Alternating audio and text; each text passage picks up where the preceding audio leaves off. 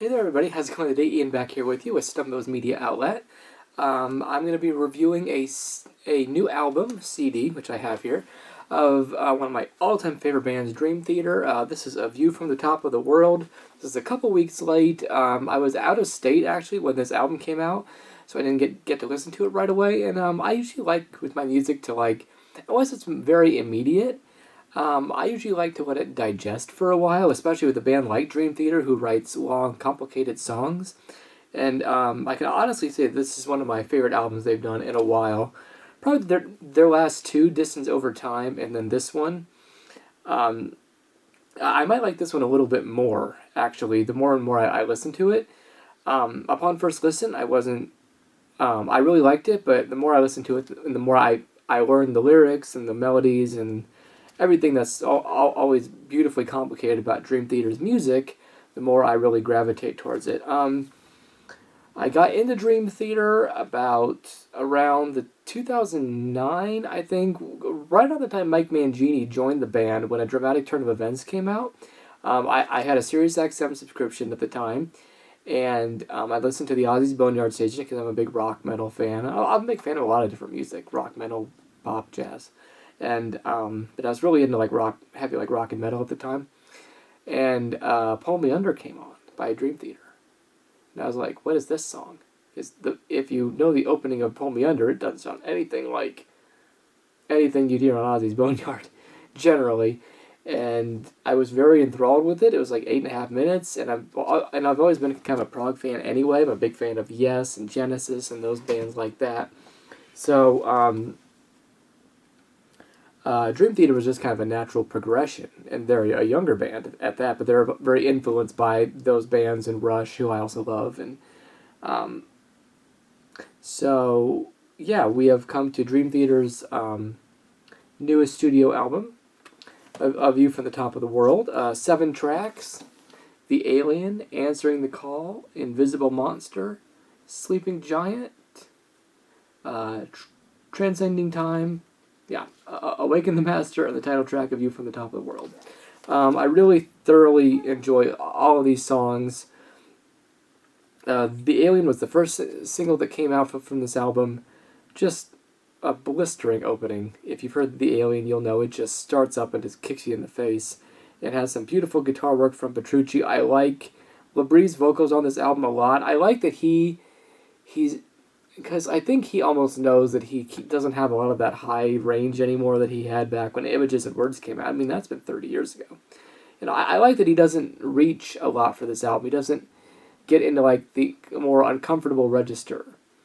Not that he couldn't hit those notes if he wanted to, but he doesn't really go for them consistently. And I think his voice sits in a nice melodic line, and I like where he is on this album. This album is produced by mixed. It's produced by John Petrucci, but it's mixed by Andy Sneap, who is actually the touring guitarist in Judas Priest these days. Andy Sneap should honestly just start mixing all of their albums. He's mixed a lot, produced a lot for bands, big rock and metal bands throughout the years. And this is probably the best they've sounded on record in a long time. You can really hear everything. You can pull everything apart. I play bass, and John Mayung is right up here for me in terms of people who are oh yeah, that's what I strive to be, even though I'll never be that good. So and you can actually really hear John Mayung on this album. And John Mayung is a brilliant bass player because on a lot of the other albums, especially on The Astonishing, everything was more compressed to me, at least from my ears. So the fact that you can really pull him out a lot, and he's very prominent up in the mix, and there's the second section in the epic title track is really based around his riff in there. Of course, Petrucci and Rudess are beasts at their instrument, and Mike Mangini just gets better and better to me. I mean, I love Mike Portnoy. Do I miss Mike Portnoy? Sure, but I mean, he's doing a lot of cool things right now. Winery Dogs, Sons of Apollo, and Mangini is a great drummer. He's a really great drummer. Actually, the only time I've ever seen Dream Theater live is on the Astonishing tour, which I do not like that album. But it was cool to see it done live because it's like a show, and I did the whole meet and greet. which that was worth the price of that show for me because I got to meet all these guys. And Petrucci's my favorite guitar player, so that was awesome. And they're all really nice, and I had a great time. So, yeah, so this album starts off with the alien, then we go into answering the call, which is this like little staccato riff song. That's grown on me a lot. I really like that song. Invisible Monster is the single. Check out that music video. A mid-tempo song, but really cool chords in that riff that Petrucci has. It's probably one of the best choruses on the album too. Sleeping Giant, 10 minutes, it's like a quintessential Dream Theater epic song. It's really good. Transcending Time is, Petrucci said that they wrote this in a major key, which they're very a minor key band. But they wrote this in a major key, and it's very Rush sounding. The opening sounds very much like Red Barchetta from Rush, if you know that song. But it has a cool chorus. I like that it's something different on this album. It's like, oh, well, this is like a happier song. And then they get into Awaken the Master, which is very, kind of like a very dark, doomy, but riffy, heavy song. Lyrics by John Mayung. That one's definitely grown on me, too, because it's a lot of people's favorite track on the album is Awaken the Master. I really like Awaken the Master. But it was probably my least favorite track on the album when I first heard this, but now it's definitely grown on me. And A View from the Top of the World is the epic on here. It's 20 minutes. And Dream Theater does quite a few of these. Not every album, but they've done a lot of these epic songs, like 20 minutes plus. The last one was Illumination Theory from the 2018, or not 2018, I think 2013, I think was when the self-titled album. But this is actually a better song, I think, than that one. I think it's one of their best epics they've ever done, honestly. And they do a lot of, as I said, a lot of these long, epic, songs. But this one just comes together beautifully. I love the opening, that middle section, that John Mayung's bass is prominent. I love that part. I don't know why. He complements LaBrie's vocals very well there.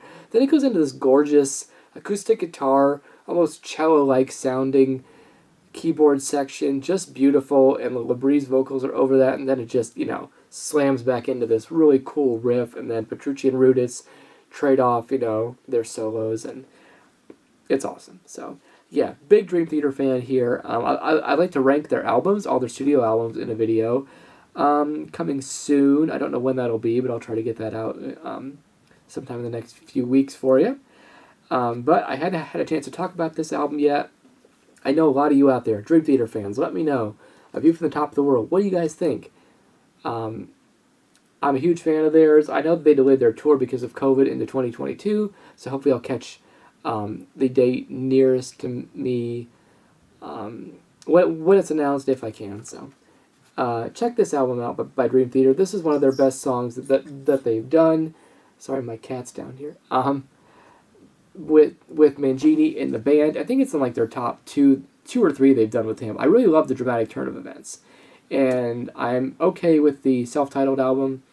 I'm not okay with the Astonishing. I don't listen to it at all. I don't think I've listened to it since it came out. Or since I saw that show. There's just not a lot of songs on that album I come back to, but it's a show, so it's very, very hit and miss for me. So, it's knocking down still. Anyway,